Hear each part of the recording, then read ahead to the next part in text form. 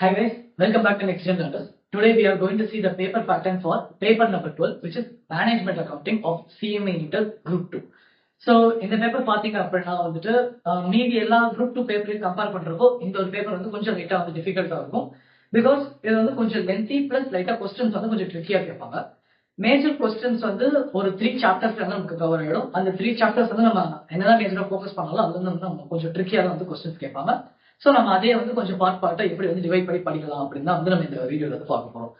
So first as usual we know நாம வந்து டோட்டலா வந்து 100 மார்க்ஸ் அட்டெண்ட் பண்ணி ஆகணும். of the 100 marks 30 marks is MCQ, which is divided into 15 questions of 2 marks each, and then descriptive as usual we have to attend for 70 marks, of which we have to attend 7 questions. There are some questions we have to attend 5 questions out of the 7.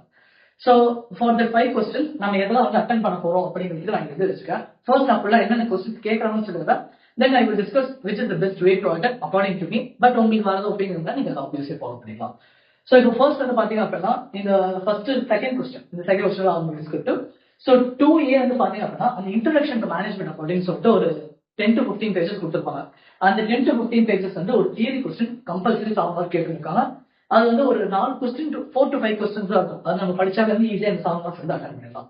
அடுத்தது வந்து ABC costing. இந்த ABC costing வந்து உங்களுக்கு sums வந்து என்ன மாதிரி இருக்கும் அப்படின்னா பேசிக்கா வந்து காஸ்ட் டிரைவர் யூஸ் பண்ணி அந்த மாதிரி சம்ஸ் வந்து மேஜரா இருக்கும் உங்களுக்கு. அடுத்தது வந்து பாத்தீங்க அப்படின்னா தேர்ட் கொஸ்டின். இந்த தேர்ட் கொஸ்டின் மட்டும் இது வந்து 7 மார்க்ஸ் ஈச் இருக்கும். இந்த தேர்ட் கொஸ்டின் பாத்தீங்க அப்படின்னா வந்துட்டு இது வந்து 14 மார்க்ஸ் கேட்பாங்க. ஒரே ஒரு கொஸ்டின் 14 மார்க்ஸ் வந்து நமக்கு கேட்பாங்க. பட் இந்த கொஸ்டின் வந்து பாத்தீங்க அப்படின்னா நான் மார்ஜினல் ஆர் டிரான்ஸ்ஃபர் பேசிங் போட்டிருக்கேன். ஏன் நம்ம போட்டிருக்கோம் அப்படின்னா transfer facing marginal are mostly related, எதுவும் அந்த அளவுக்கு டிஃபரன்சஸ் இருக்காது, மேபி ஸ்லைட் டிஃபரன்சஸ் இருக்கும். அதனால நான் மார்ஜினல் ஸ்லாஷ் டிரான்ஸ்ஃபர் பேசிங் போட்டேன். ஏன்னா நீங்க ரெண்டுமே சேர்த்து படிச்சாலும் இந்த கொஸ்டின் வந்து ஓரளவுக்கு கஷ்டமா அட்டெண்ட் பண்ண முடியும். அடுத்தது ஃபோர்த் கொஸ்டின். இந்த ஃபோர்த் கொஸ்டின் வந்து நமக்கு மார்ஜினல் காஸ்டிங் தான் வருது.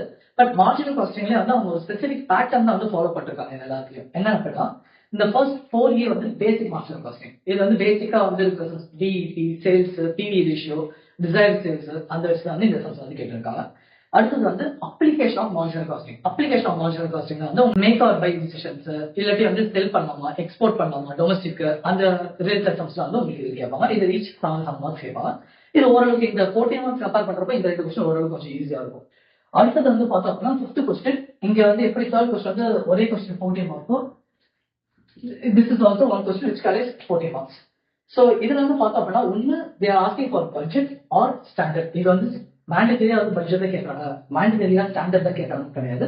ஒன்னு பட்ஜெட் கேட்கலாம் ஆர் நம்ம ஸ்டாண்டர்ட் கேட்கலாம். பட்ஜெட்னு பார்த்தா அவங்க மோஸ்டா கேட்கற கொஸ்டின் கேஷ் பட்ஜெட் வந்து 14 மார்க்ஸ் வந்து கேட்கறாங்க. ஸ்டாண்டர்ட்னா வந்து அவங்க இப்போதைக்கு எப்படி கேட்கறாங்க அப்படின்னா வந்து உங்களுக்கு அந்த வேரியன்சஸ், சேல்ஸ், இல்லாட்டி சம்டைம்ஸ் வந்து அந்த வேரியன்ஸ் அனாலிசிஸ்லாம் வந்து வச்சு கேட்கறாங்க இதுல. அடுத்து 6A 6B வந்து கம்பல்சரி ஃபர்ஸ்ட் வந்து ஸ்டாண்டர்ட் கொஸ்டின் கேட்கலாம், அடுத்து வந்து ஒரு பட்ஜெட்டிங் கொஸ்டின் வந்து கேட்கறாங்க. அடுத்து 7AB. இந்த 7AB வந்து என்ன அப்படின்னா டிவிஷனல் பர்ஃபார்மன்ஸ் மேனேஜ்மெண்ட்னு சொல்லிட்டு ஒரு சாப்டர் இருக்கு. அந்த ஒரு மெயின் ஹெட்ல வந்து நிறைய சாப்டர்ஸ் வந்து இருக்கு, டிஃபரெண்ட் சாப்டர்ஸ். அந்த டிஃபரெண்ட் சாப்டர்ஸ்ல இருந்து பார்த்தா அப்படின்னா மெயின் எது கேட்கறாங்க அப்படின்னா எக்கனாமிக் வேல்யூ ஆட். இது வந்து மோஸ்ட் டிஃபிகல்ட் கொஸ்டின் ஆகுது. போன ஒரு அட்டெம்ப்ட்ல மட்டும் என்ன கேட்கறாங்க அப்படின்னா ரிட்டர்ன் ஆன் ROI வந்து நமக்கு கேட்டிருக்காங்க. அடுத்தது வந்து பாத்தீங்க அப்படின்னா 7Bல வந்துட்டு பார்த்தோம் அப்படின்னா லேர்னிங் கர்வ் வந்து மோஸ்டா கேட்பாங்க. அதே மாதிரி பேலன்ஸ் ஸ்கோர் கார்டு வந்து கொஞ்சம் கேட்பாங்க. இந்த பேலன்ஸ் ஸ்கோர் கார்டு வந்து தியரி கொஸ்டின் மாதிரி வரும். லேர்னிங் கர்வ் வந்து சம்ஸ் ரிலேட்டட். இது டூபாண்ட் அனாலிசிஸ் வந்து எந்த கொஸ்டினும் கேட்கல, பட் நம்ம சேஃப்டி டூபாண்ட் அனாலிசிஸ் பார்த்துட்டு ஒரு நமக்கு பெட்டரா இருக்கும். அடுத்தது வந்து 8AB வந்து பார்த்தோம் அப்படின்னா வந்து 8A வந்து டிசிஷன் தியரி. அதுல இருந்து வந்து ஏதாவது ஒரு சம் வந்து கேட்பாங்க. ஒரு டிசிஷன் 3 வந்து மோஸ்டா கேட்டுருக்காங்க.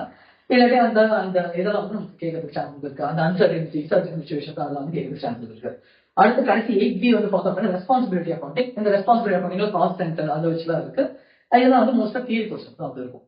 இப்ப மோஸ்ட் வந்து பாத்தீங்க அப்படின்னா நிறைய பேர் லைக் நானும் வந்து என்ன பண்ணிருந்தேன் அப்படின்னா வந்துட்டு மேஜர் சாப்டர்ஸ் தானே மார்ஜினல், ஸ்டாண்டர்ட், பட்ஜெட் இது 3 படிச்சாலே ஈஸியா மார்க் கொடுத்ததுல நம்ம அது மட்டும் படிச்சுட்டு போயிடலாம்னு சொல்லிட்டு I use to follow that. But நான் அந்த பேட்டர்ன் வந்து அந்த அளவுக்கு ரெக்கமெண்ட் பண்ண மாட்டேன். ஏன் அப்படின்னா இந்த 14 மார்க்கும் சரி இந்த 14 மார்க்கும் சரி நம்ம வந்து எல்லாத்துலயும் வந்து பெர்ஃபெக்டா வந்து நம்மளால கரெக்டா போவேன். கன்ஃபார்ம் ஏதாச்சும் ட்விஸ்ட் வைப்பாங்க, நம்ம ஏதாச்சும் ஒரு இடத்துல மேபி கால்குலேஷன் ஏதாவது இருக்கலாம், அதெல்லாம் இருந்தா நமக்கு கொஞ்சம் கஷ்டமா இருக்கும்.